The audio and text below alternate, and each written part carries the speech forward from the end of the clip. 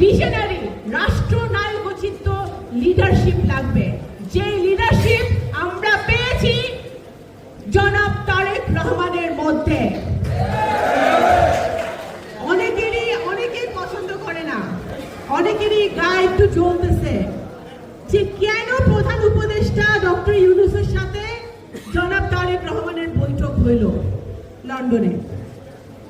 প্রত্যেকটা রাজনৈতিক দলের প্রধানের সাথে তো প্রধান উপদেষ্টা বসেছেন এদেশের সংস্কার, এদেশের নির্বাচন, গণতন্ত্র নিয়ে কথা বলতে।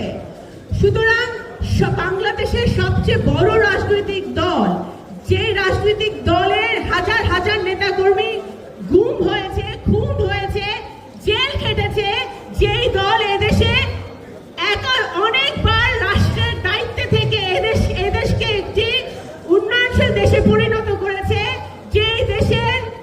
যেই দলের প্রতিষ্ঠাতা বাংলাদেশে স্বাধীনতা ঘোষণা করেছে, গণতন্ত্র ফিরিয়ে এনেছে, সেই দলের প্রধানের সাথে বর্তমান ইন্টারিম গভর্নমেন্টের প্রধান উপদেষ্টা মিটিং করবে, আগামী বাংলাদেশ নিয়ে আলোচনা করবে, গণতন্ত্র নিয়ে আলোচনা করবে। সেটাই সবচেয়ে স্বাভাবিক